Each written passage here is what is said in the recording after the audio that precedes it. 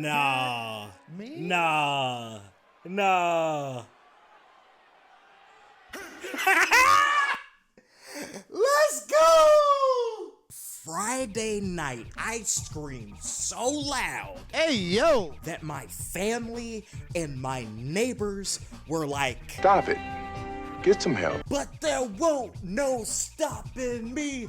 No. They didn't understand the pure bliss and excitement your mans was experiencing. Boy, oh boy, was I glad when they said unto me, finally, The Rock has come back to SmackDown. I'm not crying, you are. And I don't care what you're gonna say. I know I'm a Mark, and I'm damn proud of it. I didn't realize that The Rock was on Pat McAfee's show the same day, nor that they were an hour away from where the show was gonna be. But I guess happy hooray me, because moments like these are always so much better when they come.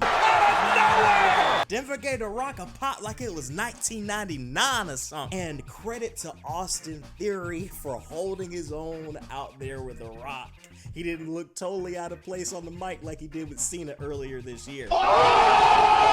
He hung in there with Dwayne and he used his own catchphrase against him, which got a big laugh out of me. But The Rock wasn't gonna let that slide because it actually does matter what The Rock says. He had one side of the arena chanting, "You are," and the other one was chanting, "An asshole. You are an asshole. You are an asshole." But you wouldn't know that with the way Fox kept trying to desperately bleep out asshole. It was hilarious when they were struggling to keep up and they bleeped out "you are" and you caught a little bit of the hole. But censorship aside, this was absolutely awesome. Spine buster. People's elbow, the most electrifying move in all of entertainment on Austin Theory by The Rock. And then he got another one from Pat McAfee for all of his troubles. If the show had ended right there, I would have been a happy man. But wait, there's more! You gave us The Rock's return. We didn't need that much more. But the rest of the show was still so good. Triple H did not have to cook up a 5-course meal. This SmackDown was a certified hood classic. My man CJ from the Retro Bros was there. I'm so jealous. LA Knight and The Miz had a great match to put a cap on the feud. And after the match, the megastar said he was coming for everybody with the gold. Seth, Gunther, Ray, Roman. My childhood heroes shared a candid moment backstage, taking me back to the feud that got me back into wrestling. High school Brenda was obsessed with once/twice in a lifetime. The tease of dissension within the LWO, followed by what my homie Jay calls the almighty prophets, the new and improved Hurt Business, just whooping all kinds of ass. It don't matter who you are, fam. Them hands ready to eat for everyone. And shout out to my Straw Hat crew member, Angelo Dawkins. I'll see that One Piece fit every week. Say what you want about the angles being more important than the matches, but we still got Finn Balor versus AJ Styles and Bayley versus Asuka again. And nobody can deny this. Finn is absolutely in his bag right now. He is straight recruiting both Jimmy and Jay on SmackDown and Raw separately. No leaders, no Roman. I know that invite sounded tempting for Jimmy, his wandering ass, trying to belong so bad, trying to desperately find some backup. But you had that sleazy walrus Paulie lurking in the background. But speaking of Jimmy, later on he would crash the Grayson Waller Effect starring John Cena in the main event of SmackDown.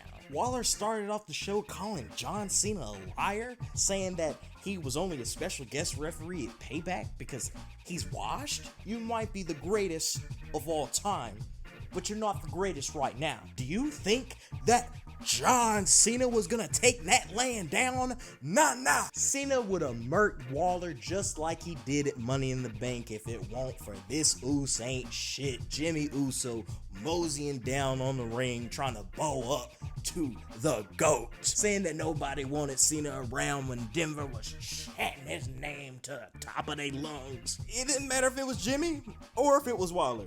Cena was ready to go. And then came Solo, which, boy, was a stare down and face off that I have been waiting for. Solo fakes us all out, acting like he's gonna retaliate on Jimmy with a spike, only to turn around and super kick John Cena. And then as they were like beating and stomping down Cena, I was wondering like, is he gonna show up? Is he gonna make one more appearance? And then came AJ Styles, still phenomenal, but I still thoroughly enjoyed seeing the faces that run the place closing out the show together.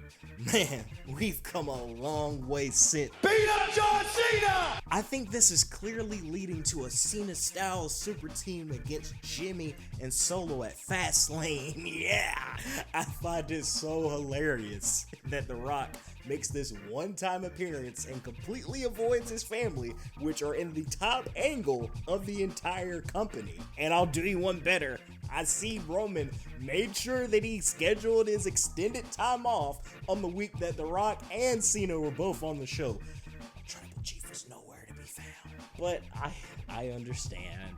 I know you don't want to tease something that may or may not happen yet. But according to the Great One himself, a WrestleMania 39 showdown with Roman Reigns was essentially locked down. But for whatever reason, they couldn't agree to terms, and he's apparently open for Philadelphia? So you're telling me that there's still a chance? The match that we've been waiting for ever since Roman Reigns started calling himself the Tribal Chief, the head of the table, of the family, the entire Bloodline saga? It's a really big elephant in the room with this Bloodline and Roman Reigns' assertion of being the head of the family when his cousin is the jabroni beating, pie eating, trailblazing, eyebrow raising, most electrifying man in all of entertainment. If you can do the match, then you have to do The Rock versus Roman Reigns. That's one of the last true dream matches.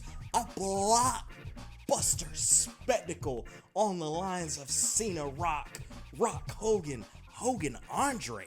But whoa. But